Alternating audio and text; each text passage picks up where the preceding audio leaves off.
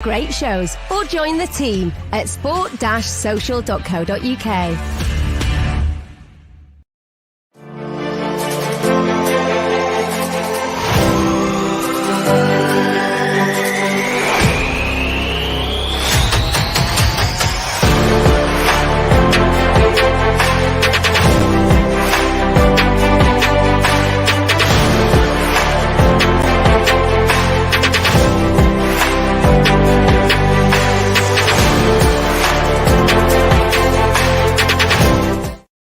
Hello, welcome back to Masterclass, Manchester United Tactical Podcast. I'm your host, Haider Rubbani. Rob, we are back. It is the festive period, so we thought we'd be doing games bunched together, so more content, over a longer period of time.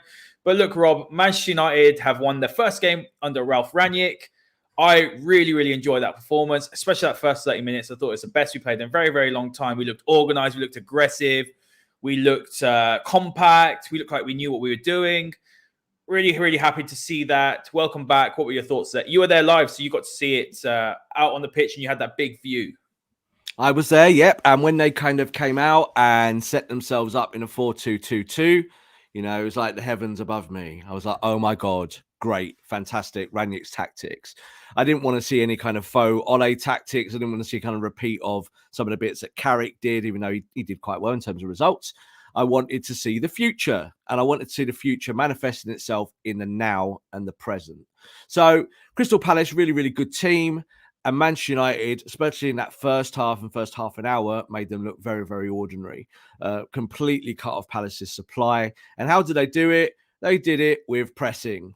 Manchester City press, Liverpool press. Manchester United have now decided that they're going to press because they have a pressing coach. So first half was really, really good. Second half, yes, it did tail off, but I think simply because the players were tired. When you're pressing that hard for an hour going onwards, 70 minutes, it is really difficult. So substitutes become, I would say, more important to the Rangnick era for 6 months than it was for Ole's previous 3 years, where maybe Ole wouldn't make a substitute. But overall, winning the game 1-0, absolutely 100% fine. A clean sheet, a goal, and you stop the opposition. That's what Premier League football's all about. Go and make it simple, win matches, get 3 points, and move on to the next game. A lot of you in the comments here today, guys. Make sure you hit that like button, hit that subscribe button. If you're on Twitter, give this a retweet as well. Share this with all your family and friends. It'll be a great Christmas present for them to join us on this masterclass journey. But Rob, look, let's talk about Ralf Rangnick himself. And I want to bring up a quote here on the screen. This is what he said today in his presser. He said, the players have to buy in. I can tell them whatever I want. They need to make my idea of football their own. First step taken, then it's about the next ones. So look, before we go into more of the tactics, it's quite clear that Ralf Rangnick has an identity. He has a style of play. He knows how he wants to play. In previous podcasts, we have said about Rangnick that he does demand a lot from his players. He expects them to understand their roles within the system. But what I really liked on Manchester United, Rob, the other day was that it did seem like all the players were very up for it. Obviously, new manager bounce is a real thing. But they look like they were enjoying themselves. They look like they were buying into very early days, but they're going to have to work hard to get into this team. It looks like there's players on the bench as well, Rob. You saw Elanga on the bench that came on. They're players that are going to get opportunities. This is a really fresh, clean slate for players. And if they buy into this, they're going to get game time, aren't they? They are. And I think that's the whole idea is that if you buy in, opportunity opens itself up and then you can go and prove yourself. So whatever happened at Ole Gunnar Solskjaer, that's kind of cancelled now. It's gone. It's finished. So this is a new era. It's a new start. And you can see with these players, going into the Palace game, they've had 45 minutes training on the system on 4-2-2-2. Well, what they had in addition to that, massively, was tons of video work, sitting down with the manager and the manager explaining his expectations. So I think that this is kind of the night and day scenario between previous regime of Solskjaer and a new regime of someone with Rangnick who you know what you're getting. You know what he does. We've been doing shows about Rangnick now for weeks, and we've been doing them on the premise of we know what he does. And what happens on day one? He did what he does. He played 4-2-2-2. So none of this is guesswork. This is all research, and it's all there for us to see. So the players know this as well. Players go and do their own research as well. Players would have been jumping on YouTube, looking at Rangnick videos and what he's been saying. They'll do that because it's part of the culture of modern day. But I think when you look at how Rangnick set up, he knows in the Premier League, I believe this straight away because he's talked about how much he loves English football. He knows you've got to be aggressive and you've got to press. Teams that are not aggressive, who are passive, and teams that do not press do not win in the Premier League. You might get away with it in Serie A or another division somewhere abroad, but you've got to press in the Premier League, otherwise you fail. And this is going to be, I think, the core unfolding story for Manchester United now in the weeks ahead. Something that I do want to add to that, Rob, as well, is something that Rangnick said himself after the game. He said, formations have to fit the players at your disposal. I'm a big fan of having each player playing in his best position or best possible position. I think that today was the case. I really, really like that, Rob, because I see a manager that comes in, looks at the squad at his disposal, and is picking players to their strengths. Very, very early days. But what I really liked was that we saw players like McFred, and we'll talk about them a little bit later on, players who are much maligned. Obviously, we know their deficiencies, but players who are asked to do a certain role in the system who are very, very beneficial to that system. Absolutely. And, we talk about McFred specifically, we've talked about him on this show how many times. And we've always said the reason they get picked is because they bring energy and aggression, because that's kind of what their games are in that double pivot. And what we saw in the 4-2-2-2 is that there is no double pivot. It's not a double pivot system. They're not expected to be in those roles. But what they are narrow, and they're expected to go and press and win the ball and press spaces. That's different to how Ole would do it, where Ole would maybe have 6 sitting. So you've just brought a graph up here. This is average positions. And obviously, people who just joined us here on YouTube can see this, but obviously, if you're on Spotify, you can't. Please come to our YouTube channel and you'll be able to see all this content. And up here, we've got the average positions now for looking at kind of these 2 games that we've just had, Arsenal and Palace. Obviously, 1, Arsenal was Michael Carrick, and 2 was a transition into Rangnick. And as you can see here, and this is a key stat of where players are on the pitch, that there's got 6 players the wrong side of the halfway line. Now, it doesn't mean that you're sitting in a low block. It doesn't mean that you're kind of doing mad defensive work. It just means you're doing the wrong stuff. You're the wrong side of the ball. You're letting the opponent push into areas they want to push in. And then you've got all that space behind you. So you can see there, you've got 4 forwards who are all, again, a little bit too tight. You're not using the width of the pitch. It's wrong vertically. It's wrong horizontally. It's all wrong. It's just exactly what you don't want in a 4-2-3-1. But I was going to say, Haider, if you can go to the next one, and I can kind of just talk it straight through, is that when you look at the slide for Palace, it's completely different. All you've got is 2 centre-backs in your own half, and the game is being played in Crystal Palace's half.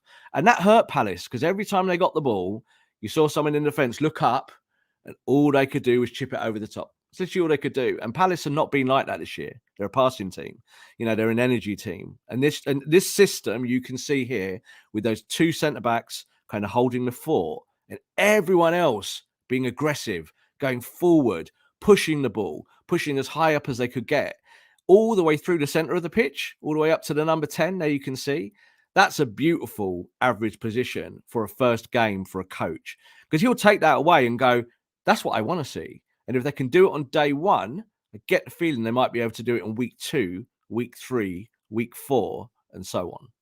Well, Rob, there's a good comment here, or almost a question here from Cohen saying, Rob, are our players' IQ higher than expected, having taken to the timing of the press so well? This is something I've been saying on the show for a long time, Rob, that a lot of people were ruling out a lot of players. I mean, look, there was Dalot, there was Telles, there's McFred, Ronaldo, Rashford. I'm seeing a lot with Rashford at the moment on Twitter. Oh, they can't press. They can't do this. These players aren't bad players. We've been saying this for weeks and weeks and weeks. They aren't bad players. They were just playing in an undefined system. They weren't getting the proper coaching. Ollie structurally wasn't getting things right. Rangnick spent 45 minutes with them. He would have been on with the video analysis. He would have been showing these players. These guys are smart. These players are smart. These players can go up a level. With this sort of coaching, you're going to see some players are going to surprise you. We saw Diogo Dalot, for example, and we'll talk about him in a bit more detail. But you can see him. Let's talk about him now, Rob. You can see him up on the screen, very high. Both fullbacks, very, very high up. They were providing the width. And one of the key things with Dalot for me, Rob, was how progressive he was and how he was forward thinking in the build up. The goal came from Dalot. If that was Wan-Bissaka, Rob, we wouldn't have scored that goal, because Dalot went forward, dribbled, passed it into Mason. Mason held the ball up beautifully, then gave it to Fred, and Fred scored the absolutely most beautiful goal. Fred was fantastic. But when you see the importance of the fullbacks, need to be good on the front foot, going high and wide, and playing crosses into the box as well. We saw that to Ronaldo. Ronaldo got up several times to knock it back. They're very, very key in the system, and it's players that you don't think are going to do that. I didn't think Dalot was going to do what he has done the last couple of games, but it's really fantastic to see that when they've got an idea and there's an identity, there's a style of play, they know their positions. You're going to see players go to the next level. Yeah, and Dalot and Telles are both wing-backs by trade, and this system encourages full-backs to go forward. So it's exactly what they want. There's no work to do behind. It's all about attacking. Get forward, be aggressive, get to the last man, go there as quick as you can. Now, I think you just said there Wan-Bissaka wouldn't do X, Y, and Z. I think you're going to see a totally different Aaron Wan-Bissaka. So I think he'll come back into the team for the Champions League match. And I think if he's told to just go and be aggressive and go that way, I think you can do it. Of course you can do it. Talk about football IQ. There's no such thing as a footballer who has got low football IQ. You cannot be a footballer if you can't play football. What you have is tactics. You have to be taught stuff. You have to have a coach that says to you, I like what you do here, but I do not like this. And that's that. So, for instance, McFred had a good game, but the manager did say after the game, there was 2 scenarios where both players passed the ball sideways. And he said to the press conference, I don't like that. I don't like those passes. So he'd have said that to those boys. He'd have gone, I don't want to see that again. And this is how you learn. And this is why it's all about progression. So I'm not worried at the moment. Like, it was good to see the 2 fullbacks do what they do. But I think Luke Shaw will thrive in this system. He will be like wing-back 101, pushing on like a nut job. You'll have Wan-Bissaka being right up the pitch. Yeah, Aaron Wan-Bissaka can't cross the ball like Dalot. But if he's in the right areas, Haider, it doesn't matter. You're going to get the ball in the box. You're going to find a way. So I feel good about that. And I think this is a reset point for all of the squad. Everyone now needs to come in and buy into Rangnick's tactics. And that means high press, high energy. But most importantly, and something I've said for a year, aggression. I want to see Manchester United be an aggressive football team because Liverpool are aggressive, City are aggressive, and that's why they win titles. I mean, look, some of the things, Rob, about United out of possession, we'll bring up the heat maps as well to compare, but just some of the things I saw from Manchester United out of possession. You mentioned it, aggressiveness was huge. Aggressive pressures, very, very different to just running around aimlessly. It was more methodical. There were triggers. The other thing I noticed, Rob, the high defensive line. United held that. Maguire and Lindelof were fantastic. Maguire was progressing the ball forward, Rob, into midfield. He hasn't done that all season, and that's what he was doing so well last season. I think Lindelof has been sensational over the last couple of weeks since Ollie's gone, and obviously we've seen Carrick. Lindelof's going to surprise a few people because he's got the ball playing ability, Rob, to play in that position. Just a few more things I picked up on is that they were both intercepting the attack. So they were stepping out and they were being aggressive. They were stopping Palace before they could get going. Because Palace have a lot of pace had a lot of pace on the counter. They're players that can hurt you. And Zaha did absolutely nothing all game. So that's what I like to see. And then obviously we talked about the compactness as well. Not many spaces between the lines like we saw when Ollie was here. And look, if Manchester United can work on this obvious clear sort of off the ball structure, and they were able to knock down the counterattacks and the shots on target from the opposition. They managed to do that. If they can do all these things going forward, they're going to be a very, very difficult team to play. Exactly. And I think when you look at the average positions here for the Palace game, that heat map not the heat map, but the average position map there could almost be Alex Ferguson's team. So that could be Vidic and Ferdinand there at the back. Because the idea is it's not about pace in those areas. This is why we said it about ball carrying. It's about starting the attack from that first centre-back. And that's what Maguire likes to do. That's what Lindelof likes to do.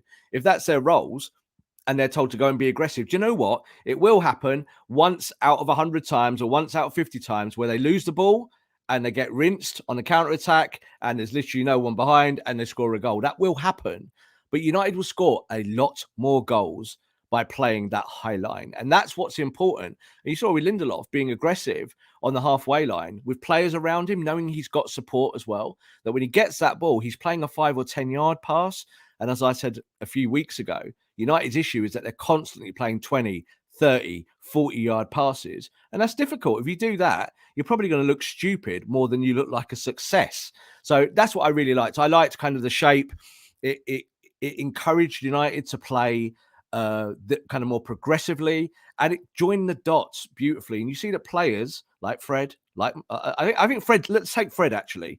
Fred's the guy who takes a lot of flack, doesn't he? He takes a hell of a lot of flack at Man United. And you can see that Fred, the number 6, is not as good as Fred, the number 8.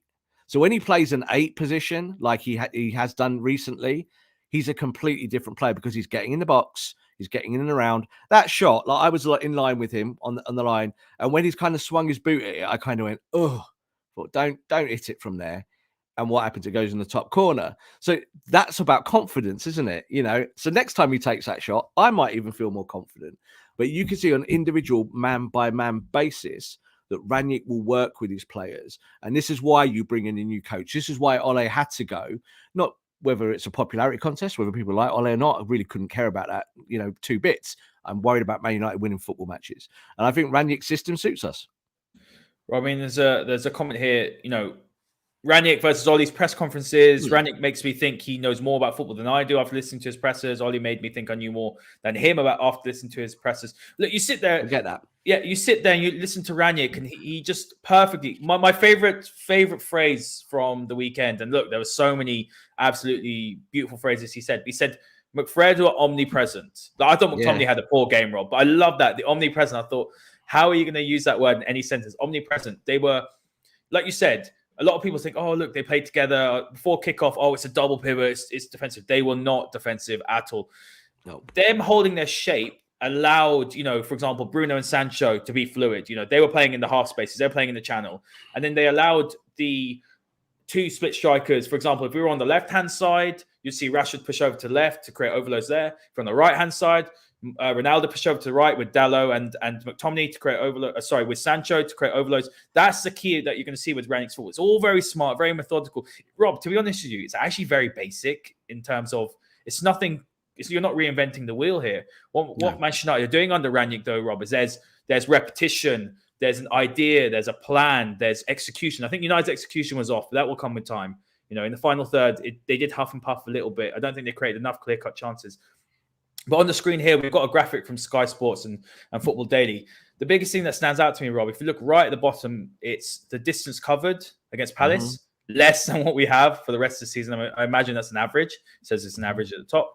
And the sprints as well, 132 against Palace to 135.4 against for the rest of the season. Sorry. So when you have a look at these statistics, Rob, Manchester United was smart. They played football smart, but they were compact. The shape was very, very good. But really, they ran less in some ways. Obviously, looking at the stats, it didn't look like it on the pitch. But that just shows the eye test can be very misleading because you look at Ollie's side and think, they don't work hard enough under Ollie. But really, they weren't coached smart enough and with enough structure to work well off the ball. Yeah, the eye test is still correct in the sense that, and again, I've said this about pressing. Pressing isn't running around like mad people. That's not what it is. Bruno Fernandes, how Bruno presses? In some days where 9 United players won't press, but only Bruno will, and Bruno will run like a crazy person. That is not pressing. That's just running around. Pressing is a planned, methodical process of knowing who you need to press, whether it be the ball, the man, or the channel, one of the 2 or the 3. You've got to pick it and you've got to know what it is, and you've got to be trained up here in your brain. Today, Rangnick has talked about the brain a lot in his press conference, and we've talked about it on this show before, is that's how it works. You get a physical idea and you turn it and manifest it into tactics. And that was what Ole didn't do. Ole had a kind of shape, 4-2-3-1. They didn't really press anything. It was more about staying in shape. It was more about them moving the ball slowly, a lot of sideway passing like we've seen before, a lot of back and fronts, kind of going from De Gea very slowly from out of the back. That wasn't happening there against Palace. It was all very quick. De Gea played as a sweeper keeper on the day. I don't know if people noticed that out of the camera. He was out of his box by about 30 yards. So he wasn't on his line like he normally is or on the penalty spot. He was miles out. And all that did was make sure that Man United played football in the right part of the pitch. And I think that, as you said, it's very basic. But what you do is to say to players and good players and players who've got intelligence is that this is the way I want to play. I'm the manager. If you do not play the way I want to play, you will not play. Goodbye. And it's really as simple as that. Take the ego out of it. Take the superstardom out of it. I don't care who you are. You do what the manager wants. And then you leave it on the manager. Do you get what I'm saying? So this is the whole thing with Ole. Is that I think Ole kind of got to a rock and a hard place where his tactics weren't working. He wanted to do another thing, but he wasn't brave enough to do it. And eventually you just lose games and that's the end of the project. But I think Rangnick showed on day one that he's got his systems and he's going to make these players play them. And that's what made me really happy on the day.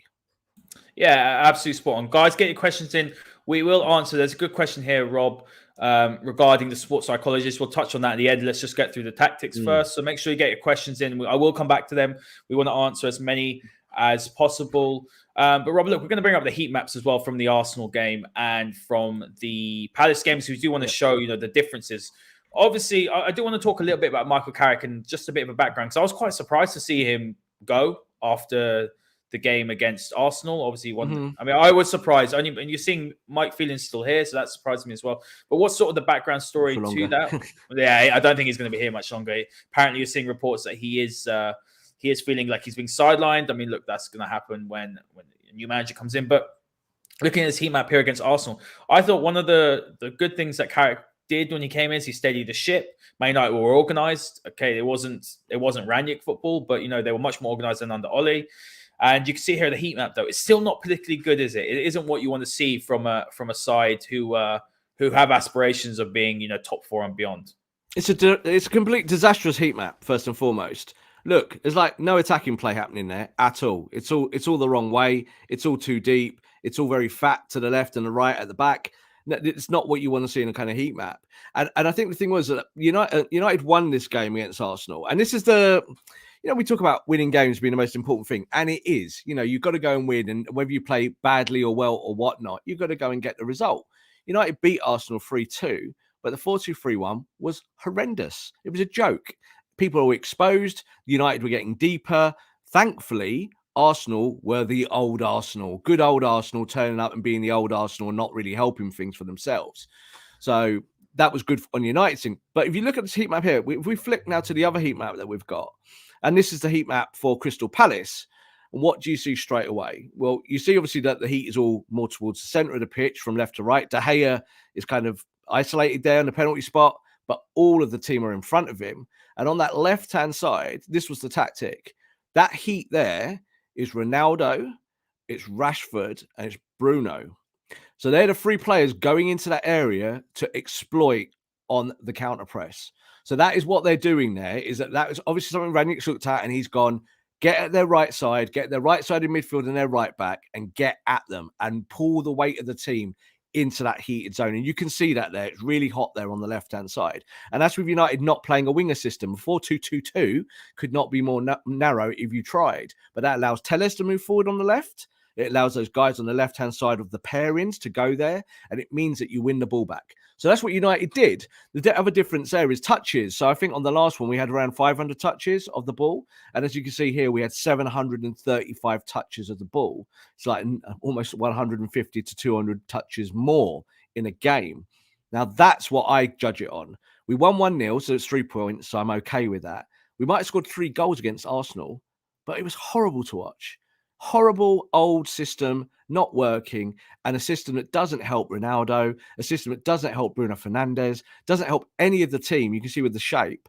And I think that was a kind of bowing out point for Michael Carrick. Like Rangnick said, like I put on Twitter before about the systems, and I said that day I thought it would be 4-2-2-2, and Rangnick might have had input in there. And what happened? The game starts, it's 4-2-3-1. I look like an idiot.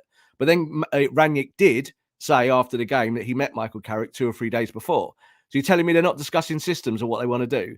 So Carrick said in that time that he was thinking of staying, and he was, but he got to that end point, and when they met, he said then he decided that he was going to leave. So we don't know what was in that conversation because it was a private one, but we do know that suddenly Michael Carrick 2 days later was like, pay me off, I'm off, thanks a lot. So, you were saying they expected Carrick to stay.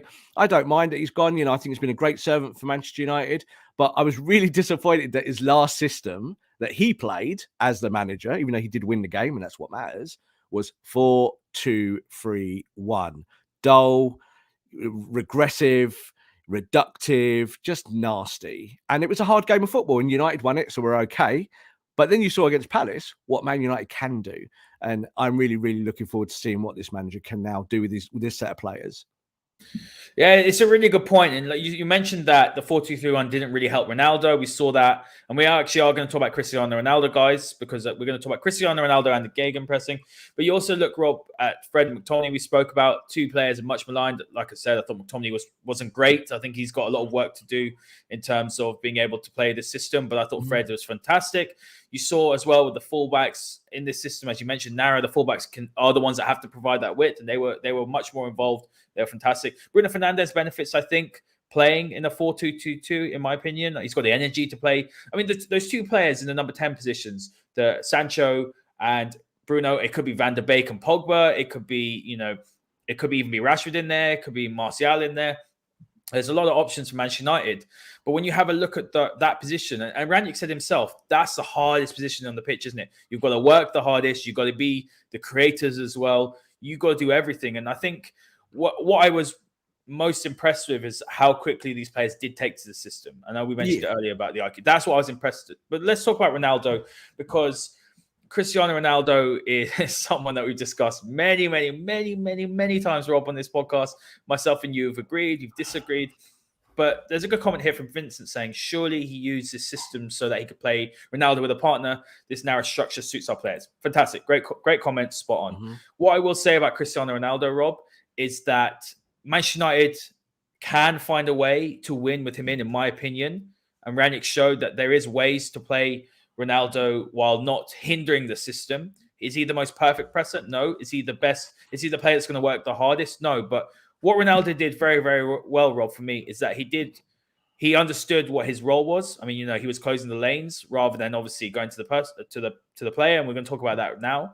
But he also held the ball up well. There's quite a few times where he'd have crosses from Dallo or from Tellez. He'd hold the ball up well. And at the end of the day, Rob, if he's going to do the defensive work, which he did, then he's going to play, because he's going to be the sort of player that will find opportunities to score goals. And that was a problem, though, wasn't it, for you, that he wasn't, it was not benefiting the system to have him as that first wave press. But now with the compactness behind and the players behind him to also do the work, if Ronaldo does do what he's asked to do, then there's no issues really with that defensive line. No, look, my issue with Cristiano in a 4-2-3-1 was that when he was the one at the top, he was stood literally on the centre circle, right in the middle of it, with his hands on his hips for most of the game until the ball came to him.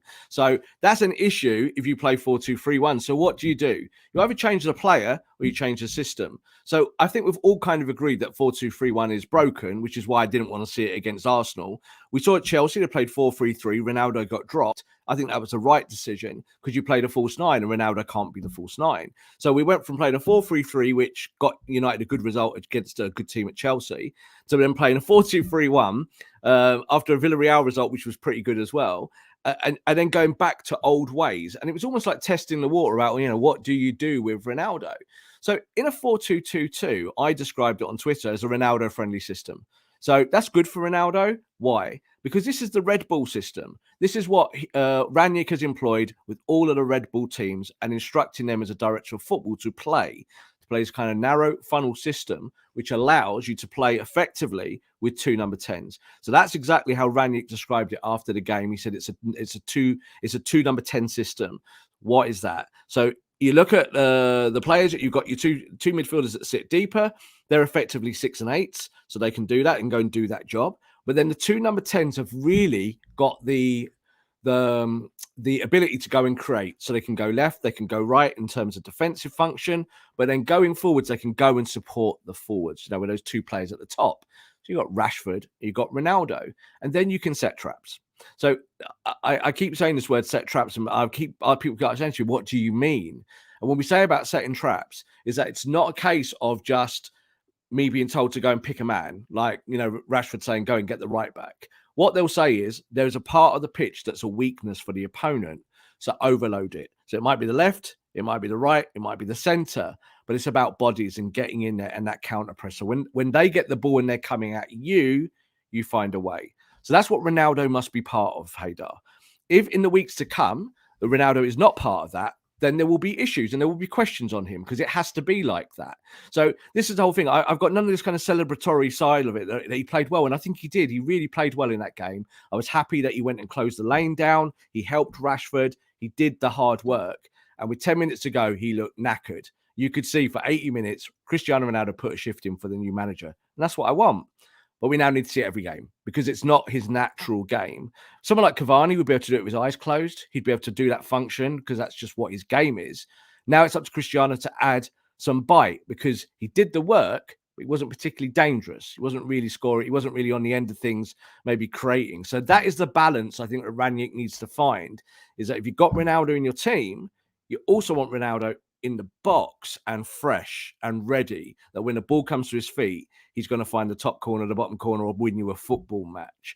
And that was a little bit short against Palace. You know, they were trying to work it out with the press. And it's totally understandable in the second half that they retired. And for that, the XG was massively down. You know, it was like 0 point something.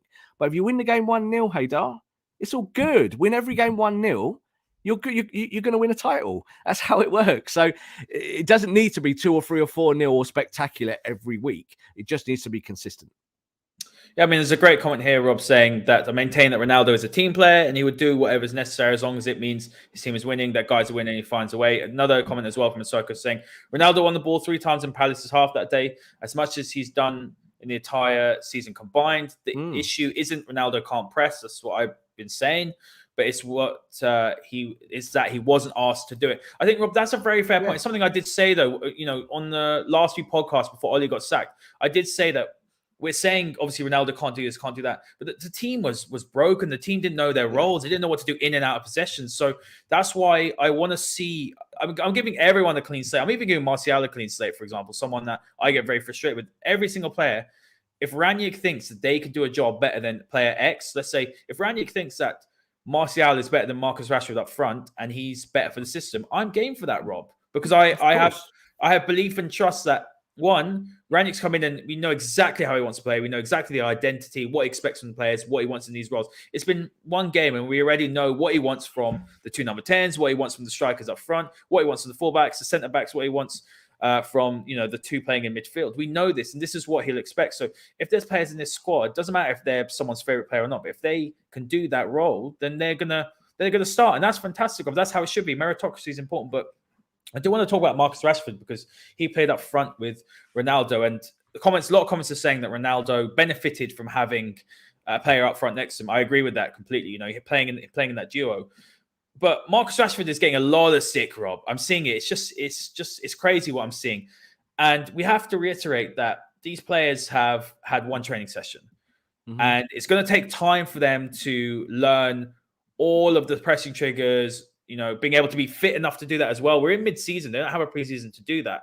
Considering all these things, okay, Rashford maybe wasn't great on the ball, but off the ball, he worked extremely hard. And he is going to be very key in this system. That's why all that heat's there on the left. That's Marcus Rashford. So, you know, the whole point of it is that Marcus has his pluses and his minuses, what he's good at and what he's not so good at.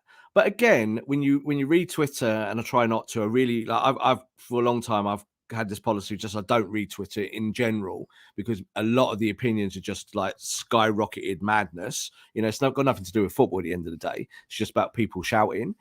When you look at what Marcus does, Marcus had 36 goal involvements last year, and that is kind of in the top 10% in his position in Europe. So, you know, that's what I would say if I was Marcus to anyone who said I'm not particularly good.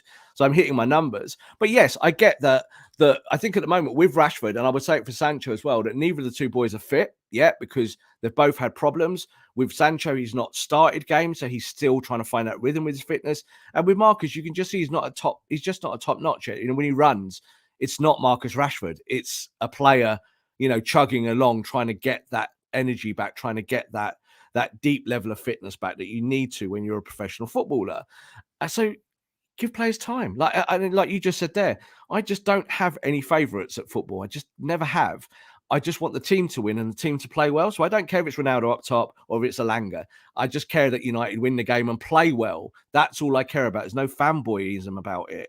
And that's what I want to see with Rangnick. Rangnick's going to come to the club and he's going to pick the players that will give him what he wants. I really believe that. Whereas I think with Ole, he just got to that point where he felt he had to play Ronaldo, and when it wasn't working with Ronaldo, he couldn't change it, and Bruno then wasn't working. He just completely lost his way as a manager. I don't think we'll get it with this coach. I think this coach will kind of reset all those boundaries, and he'll say, you're here to do a job. If you don't do the job, you just won't play. And you'll see, I think, the fringe players getting more time, but also looking better. I think when they come on the pitch, they won't look like fringe players. They'll look like players that have been coached within a system. I mean, look, Rob, there's a comment here saying, you know, Rashford needs to sit on the bench. and become hungry. I just don't agree with that. I don't, not because it's Rashford. I just don't agree with. It's just fan perception is just nonsense. I mean, when has he What's this shown? hungry thing? Yeah, What's this hungry thing? What's it mean? Like, this is the whole thing. Is Ronaldo that's the question hungry I'm because he's asking. won like 1 billion Ballon d'Ors? Like, this is the whole thing about the kind of Twitterverse, is that it's got nothing to do with hunger. The boy has been injured and he's had 3 major injuries in 2 years, and you can see that in his game. So I think that I don't disagree that maybe he needs to go and sit on the bench. I think it would help him in certain games. And United have been over reliant on Marcus Rashford, haven't they, for 12 to 18 months? He plays every game, even when he's carrying bad injuries. But like you said, Haider, a lot of this again is about perception, and you just get this whole Rashford bashing thing.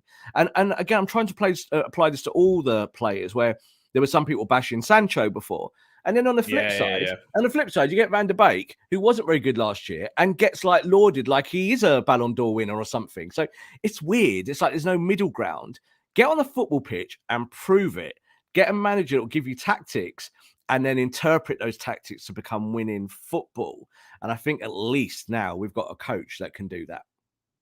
Look, it's fair to say here, Rashford needs to improve his finishing and timing his runs. Yeah, that's legitimate. But when people question players' hunger, it's just, you're not sitting there in the dressing room. We don't know what they're doing. And then I'm sorry to say, Rob, but whatever I saw under Ollie in those final, let's say, couple of months, I'm looking at all these players now in a different light, only because the system was so broken. It was so bad that I think now it's a clean slate. And that's how I'm looking at them now. I'm excited to see what Rangnick can do with players that we might think aren't players that we thought would be here at the club. I mean, for example, Diogo Dalot, we mentioned him already, but I didn't think we'd see that performance we saw the other day. I knew he had talent, but he couldn't defend. But I thought he was really, really good on the front foot. And one little stat I want to bring up, Rob, before we move on to preview the Young Boys game, is that Man United made 77 passes into the final third. That's the most all season. I mean, it's a great stat. It's absolutely crazy, but it just shows that these boys are capable. That's the first thing. And I don't subscribe to the idea this squad isn't a good squad. There's some fantastic players. Actually, Rob, before we move on to Young Boys, there is a question here from Mawson saying, let's talk about Pogba. Where does he fit in the system, and do you think he's on his way out? That's another thing as well. Now Pogba's getting the bashing. I think Pogba will probably leave. But Pogba can thrive, Rob, in the deeper position, or he can thrive in one of the number 10 positions. He is one of our best players in terms of vertical passes, isn't he? He's one of the best passers in the team. I am actually very, very excited to see what happens with Paul Pogba. Paul Pogba is very, very excited to play under Ralf Rangnick. I know there's obviously a whole load of people that can't stand Paul Pogba.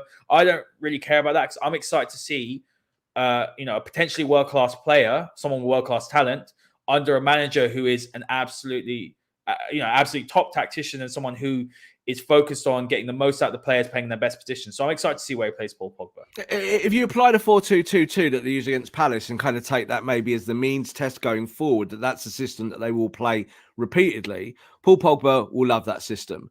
He can play as one of the 2 number 10s. And as I've said, it's not a double pivot. So you're not stuck next to Harry Maguire holding his hand. You're playing as kind of the 6 and 8s. So you can get the ball and you can progress the ball. And the whole idea is that system allows you to play shorter passing and more accurate passing. So you're not saying to Paul, get the ball and hit me a 40-yard ball in the channel, and Marcus, you better run after it. Because all of that's a little bit about luck. The ball needs to be perfect. The run needs to be perfect. Paul Pogba can play this style of football in his sleep. Yeah, so I saw a lot of that again after the game. People were like, we found a system and a manager now, and bin Pogba. It's like, he's not even there. What are you blaming Paul Pogba for? He's not even at the ground. It's like, just take a day off. So this is the whole thing, is that I get accused. People say to me about Ronaldo, and they say, oh, you don't like Ronaldo. It's not about that. It's about systems and about what you do in the system. I think Pogba would suit this system. But at the same time, there's probably several other players in the midfield now that you can put in that system and still make it work. And I think that's the most important thing. It's not about one player. It's certainly not about Paul Pogba. It's about a system that allows you to go and win games week after week after week. Palace is a really good test because they're a good team. They're a better team than people give them credit for. And Vieira set the team up so well this year in a 4-3-3. And United stopped them, absolutely stopped them at the source. And we haven't seen United do that this season. United haven't been able to stop teams that attack them in 4-3-3. They've just got wrecked and destroyed.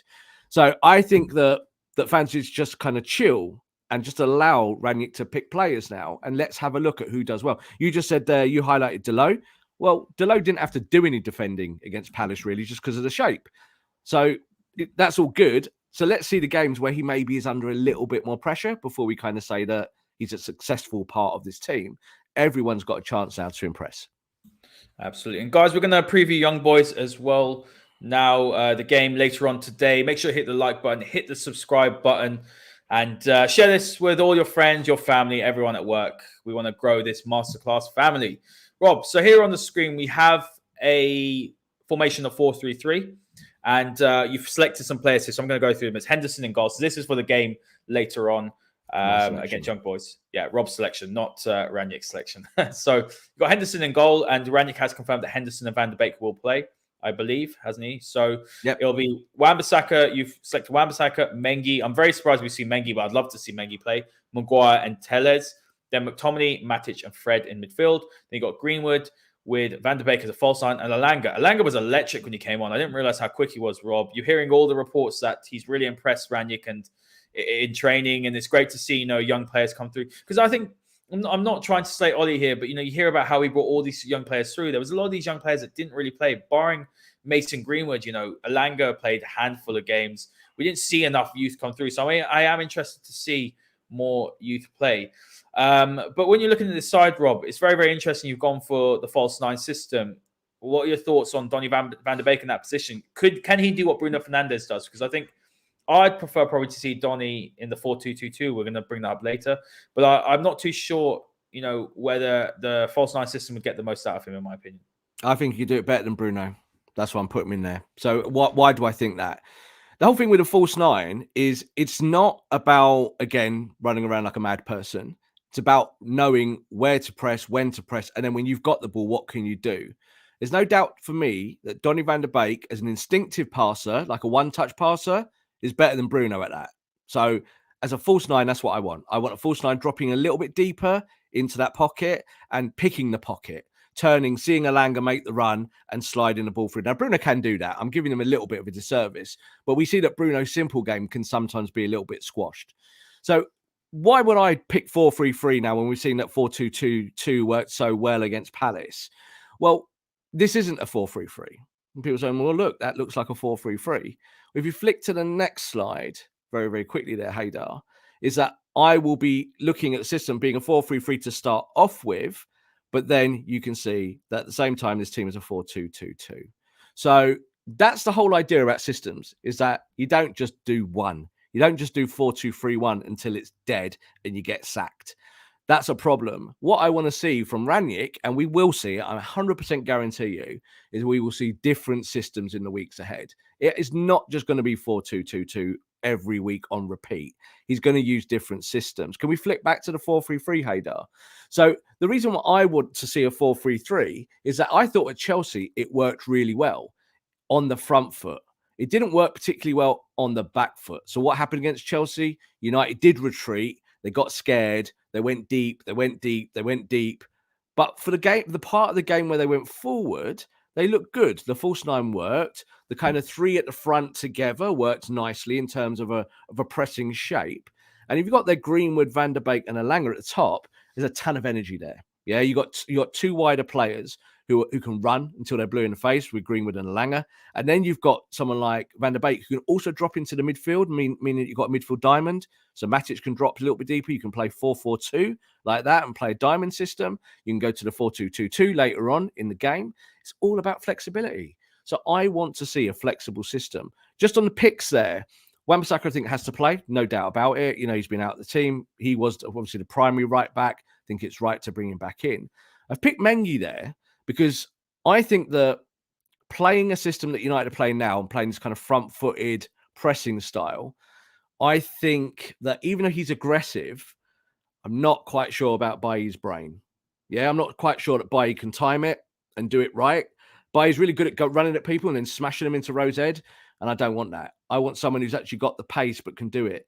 Mengi is a highly intelligent player. Yeah, Mengi is a reader of the game, but he can do all sorts of stuff. He can do kind of midfield roles. He can go wider. He can read the fullback a little bit more. He can work in tandem with Maguire a bit. We saw when Bailly played with Maguire, what happened is that they kind of went like that, and then there was like a whole motorway through the middle, and obviously we got done in Champions League for that. Maguire nearly got sent off in that moment. So I don't want to see that again. Bailly will play, but I want to see Mengi. But when we look at the midfield and it's a 3 and a 3, I think McTominay, Fred, and Matic pick themselves because you need the energy if you're going to play 4-3-3. Other people might say, oh, would you drop a Lingard in there? Would you play Van der Beek deeper? All this potentially, but I want to see something on the front foot. And then that allows Greenwood to get in the box, Elanga to get in the box. And it allows Van der Beek to pull all the strings dropping out as a false nine. So that's how I would play 4-3-3. Will we definitely see it? I'm not sure.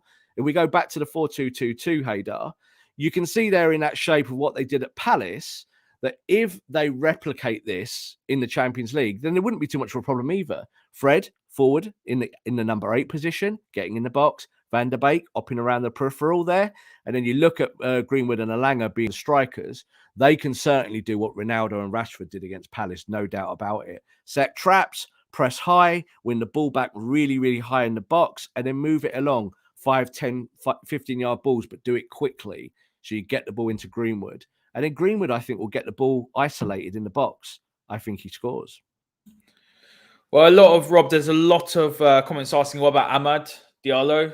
And do you expect him to get some game time? Look, he's a fantastic talent, and look, he's had injuries. He's not gone on loan now, so I think he will play some game time for us, and it'll be interesting to see because he'll have the energy to play, in one of those number 10 positions. He could probably play up front as well. When he was at Atalanta in the academy, he did play up front or a false 9 position as well. So when you're looking at, I'm going to bring the previous one up as well, Rob. Look, guys, by the way, this is just what Rob wants to see. This isn't what he thinks is going to happen. I think a lot of people say this team's never going to play. I'll be very, very surprised, Rob, to see this team play. My selection. It's my selection. It's Rob's selection, not what he thinks is going to happen. I think the shapes will be played. Yeah, the shapes, but the personnel knows. So, that's just to reiterate that.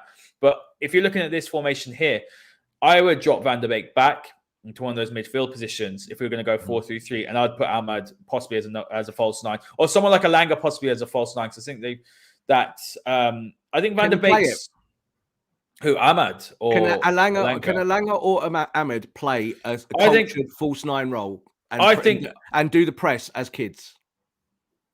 Well, that's what we'll have to see. I think Ahmad could do that. Not immediately. Like, this is the whole thing. This is all about progress, isn't it? Well, can Van der Beek do it though, Rob? That's in that show, I think Van der Beek's 24 years old. Like, yeah, he should be able to do it. He's done it. He did it at Ajax for years, so he can play that system. I think the thing is that I definitely want to see Ahmad get game time, but at the right time. So I think Elanga came on, and I was really impressed in that 10 or 15 minutes. And like you highlighted, it's been said that in training he's been electric. He's been really, really good, finishing well, got all the pace in the world, and he can press until the cows come home. I definitely want to see Ahmad in there, but there's no point in kind of letting the horse bolt the stable here. Like, again, people want to kind of see everything all in one go.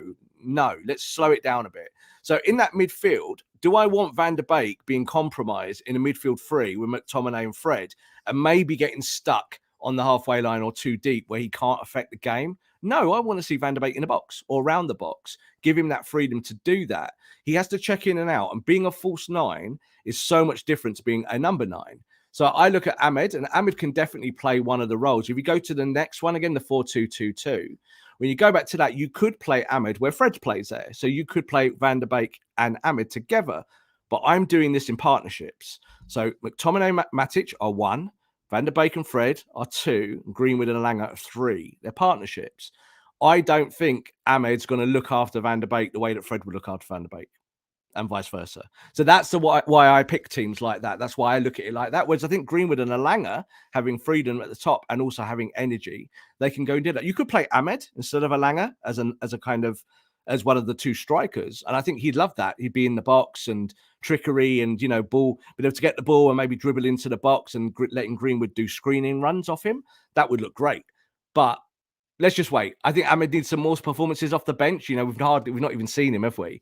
So give him 10, 15, 20 minutes in games. Hopefully he will get game time in this match. I'd love to see him get half an hour if everything goes well, and getting him into one of those attacking roles. I don't want to see him as one of the 10s, though. I don't think he's one of the creative players at the moment who can have that influence just yet. I think he could be in the future, but he's 18 and a bit, he's a kid. So we have to treat these kids like they're kids sometimes, and make sure they've got partners next to them that will look after them. I'd still send Ahmad on loan, to be honest with you, Rob. I think he's got such a high ceiling, but I still would. I know that he was meant to go on loan to Feyenoord or PSV, one of the two, but he got injured and he hasn't. But look, he's going to be a massive asset for Man United in the future, and this system suits him. Yeah, really, he's electric. And I'm just excited because there's a lot of options here, and I know this is still the same squad, and there are a lot of people down on the squad, but under new management, under new tactics, under new system, under new guidance, some of these players are really going to surprise us, and some players won't, and they will be shipped out. And that's the way it should be, Rob. And hopefully there's going to be an identity going forward with Rangnick. That I've seen a lot of comments that if Rangnick goes and wins the Champions League, look, this is obviously just a hypothetical. He should keep the job. I actually want to bring that to you, and then as we close the show, because in my opinion, Rob, I think that Manchester United should stick to the plan for once in their lives. Stick to the plan at the top. Don't get taken over by sentimentality like we did when Oli got the job after Paris. Again, I was not happy,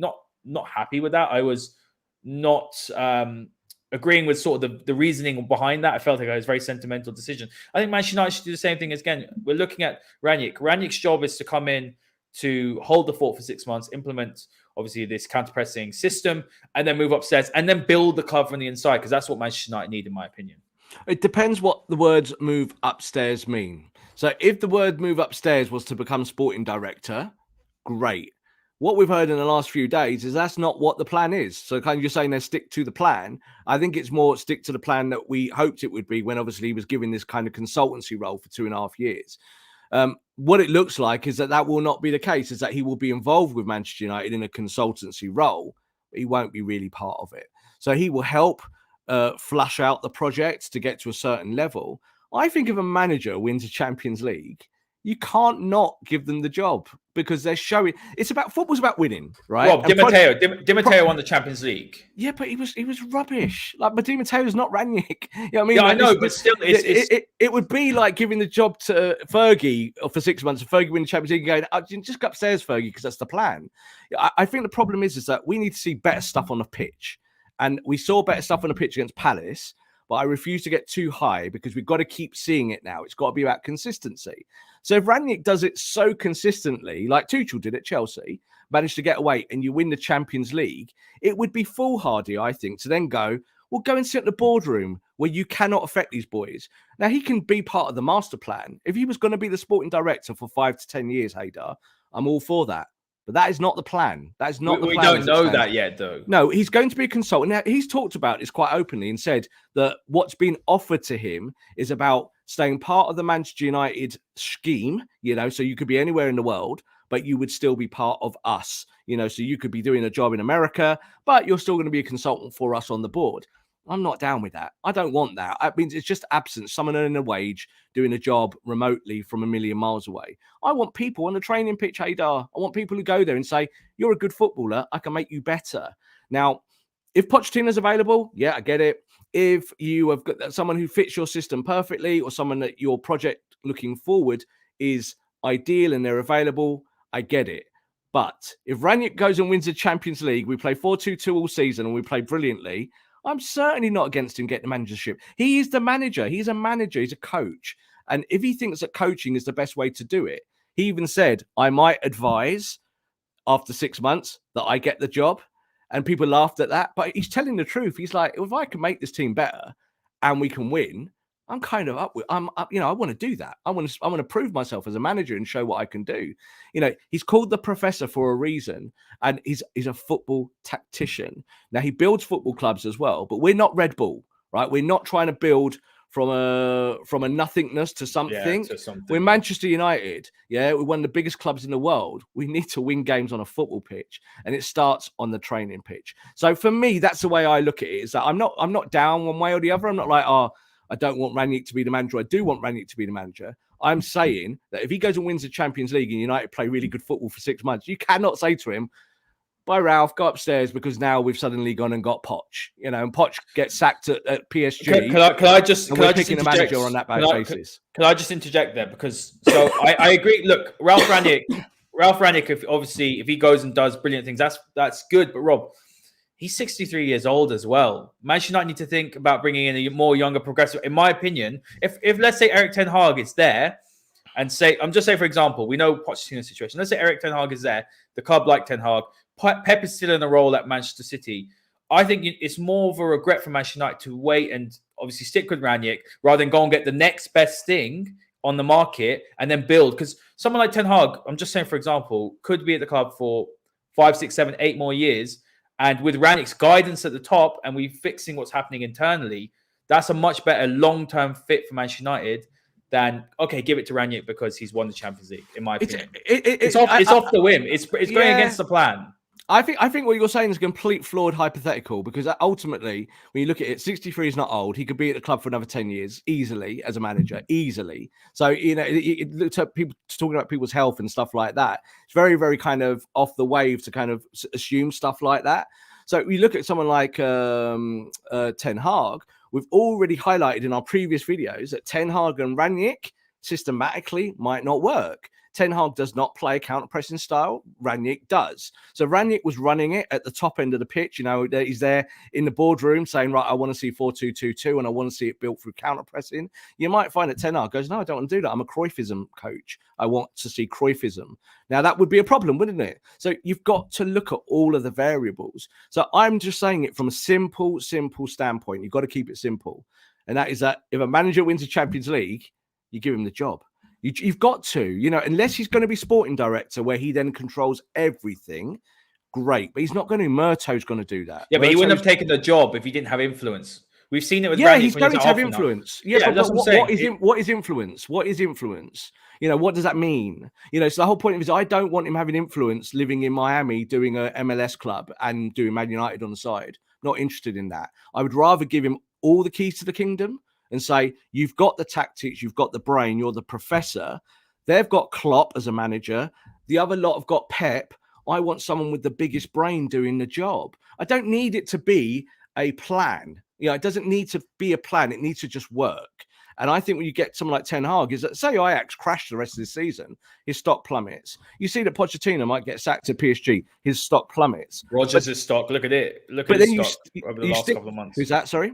Rodgers, exactly. Yeah. Perfect example where 2 months ago, talking about him being Man United manager, now people are saying, should he be Leicester manager? So I don't want us to follow a flawed plan. I want us to look at what happens. And what happens should be what we judge on the football pitch. Now, we've had one game, so I'm certainly not willing to put my hat in any court at the moment and say, yes, this is how it should be, or that's how it should be. You're saying we should stick to the plan. I'm saying the plan doesn't exist. So we have to see what happens in the weeks ahead. And I think Rangnick, if he gets a song out of this team, fingers crossed he does, and I hope he does, and I think he will, I think he gets the job in the summer. That's what I think, because I think if he's a success, it's difficult to then move a boss on. If you're going to say to him, like, he's not going to be the sporting director, he's not going upstairs to sit in the boardroom. He'll be going off back to Russia or Germany to go and work with another football club, or back to Red Bull to give his expertise. And then on the sideline, earning 250 grand a year or something, by just saying, yeah, maybe you should sign this player. I'll have a word with Haaland for you because I'm a consultant. I don't want that. I'm not interested in that. I want coaches. And I think that someone like Rangnick will revolutionize the coaching at Manchester United.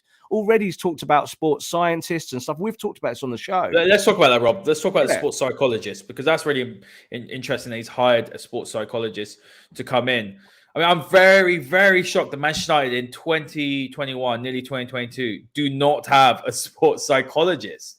It's rough. It's absolutely crazy. Look, it's rough. Let's talk about, let's talk. All the top athletes have sports psychologists, in top sports, Tiger Woods has got one, Roger Federer, it's not even like it's just a football thing. But something that's crazy, Rob, as well, is that you see these players under massive pressure. We've spoken about mental health a lot of times, haven't we? And to not have a sports psychologist, you see Manchester United players get extra scrutiny. There's extra abuse. Everything is notched up 10, 15 times more than it would at most other clubs in world football, barring maybe the Real Madrids and the Barcelonas. How have Manchester United only just brought in a sports psychologist now? It's a huge oversight, isn't it? It's a huge oversight because you've got a sports science department that produces all your reports for your fitnesses. So you're looking at all the fitness levels. You're looking at what someone can do for you physically. What you're not doing is paying attention to this, the noggin here between your eyes, the brain. So Rangnick, again, in his presser today, talked about training the brain. And I love that because I'm like, that's what football should be about. It's a chess match. You play it up here first, and then your body follows suit. Those two things work together in tandem. But yeah, you need sports psychology at the heart of your football club. And that's why I want Rangnick there. Like, I don't want Rangnick, you see, telling someone that on a phone from 10,000 miles away saying, have you got a sports psychologist? No, he's there. Just implement it. Just do it. Yeah, you do it and you'll do it better than anyone else. So can please go and do it. So I think it's really good that he's gone that route, because at Manchester United, the pressure that these boys are under every day, every game, is at a different level to other football clubs. It really is. Like, what Fred gets and has to carry is not what Fred would get if he played for Leicester. You know, if he was at Leicester, people would be saying he's worth 100 million and, you know, go and buy him. But at Man United, you're awful and you're terrible and you're disgusting and get rid. So sports science and sports psychology is huge in the game and in all sports. So I think it shows that Manchester United are behind the times and behind the curve, that Ole didn't implement that. In some ways, Ole was the sports psychologist. He was there with the guys going, come on, guys, I'll talk to you. I'll give you, I feed into your ears the stuff you need to hear. But that's not what you need. You need someone to be the coach, and you need someone to do the sports psychology separate. You know, the coach needs to send it to the psychologist, and then it needs to come back. You can't do all the psychology. You can't be Fergie and sit there and, cuddle people. Like Fergie used to do that in the office, cuddle players. And then kick their backsides. This comment's hilarious. We have Mike Phelan in the Mike Phelan's the sports psychologist. Yeah, totally. It's a nightmare. Nightmare. Totally. It's hilarious. Do your little impression of what you imagine what Phelan does, because obviously he's not there really with the tactics. When he goes, come on, Ronnie, run a little bit more for me. I mean, that's what he's there for. Do you know what? It's quite interesting watching him, because you watched Mike Phelan, and I can see him from my position at Old Trafford. I can see him right directly opposite me. And at the moment, for a long time, he sits like this. Yeah. And he just looks like someone who's dead, basically. He's earning a wage, but I don't know what he's getting, what he's doing. And now and then he'll stand up and he kind of goes like this, and you think, just go. So he's obviously a bit disappointed, isn't he? Ollie is gone now. Like he's probably been sidelined a little bit. He does need to go. I think he is a guy who can add some consistency behind the scenes, so he can give his knowledge of the players and the deeper knowledge. Obviously, he's got that. You see, it's all there. He understands what these players do. It's just having a coach that knows how to change the problems. So someone like Mike Phelan is not completely useless. But on match days, I will probably say that in the next game or the game after, you will not see Mike Phelan in the dugout. I think he'll be removed from the dugout. He might stay as a consultant. So to see Mike Phelan living in Australia, being a consultant, I'm good with that. Go to Australia, get off the pitch and off the patch, and tell us what you think about the United way and direction, and go and watch the football remotely. I don't want Ranik to do that. I want Ranik by our side, being the one who makes real hard decisions and core decisions. I think we might feel no issues with him in terms of who he is or what he's done. He's always been that kind of guy around the shoulder kind of coach. He's never really done the proper coaching on the pitch. It's time to move on, and that's the whole thing with Michael Carrick. I wish him all the best.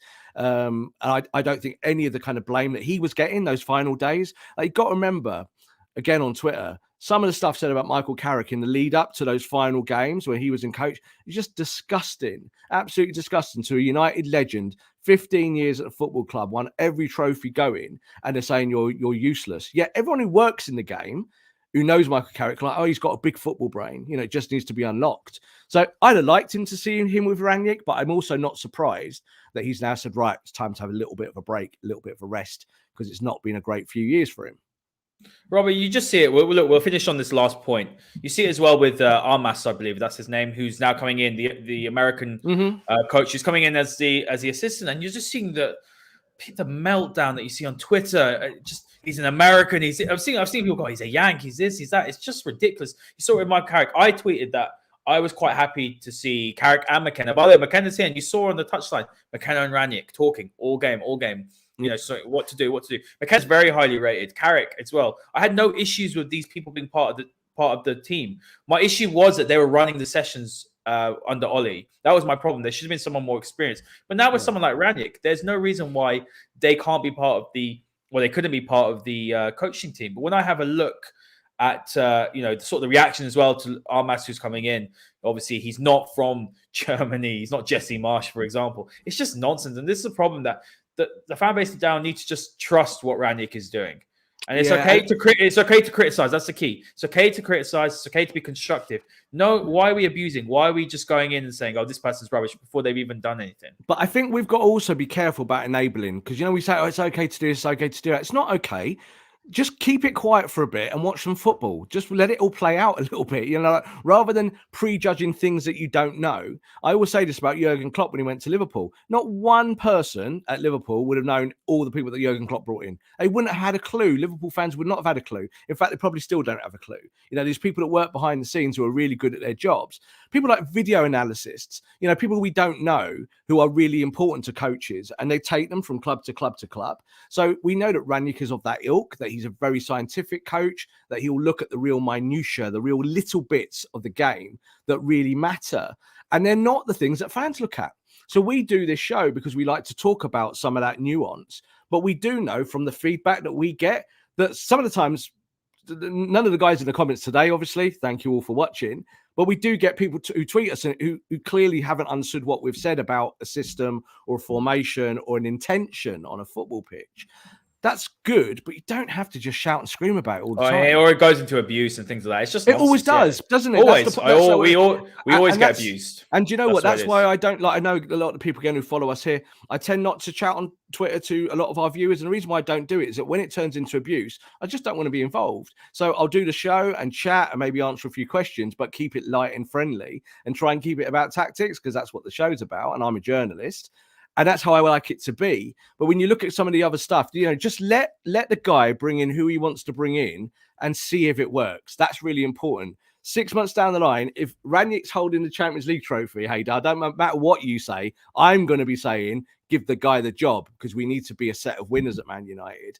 You said about Roberto Di Matteo. What was interesting about that was that he won that trophy and everyone at Chelsea went, ugh, duh. And within 2 minutes after the next season, when he'd lost 2-3 games, they sacked him because they didn't want him. So it was like kind of like, they did all the work before and then he does it, he wins it. And it's sort of like, oh, right, okay. He wasn't a Champions League winning coach, really, not in terms of his qualities. But I think Rangnick is. I think Rangnick is desperate to win and win a big trophy to kind of seal his own legacy as a 63-year-old who is the professor. But we've got to see if his ways work at the highest level. The Premier League is the highest level, and Manchester United is absolutely the highest level.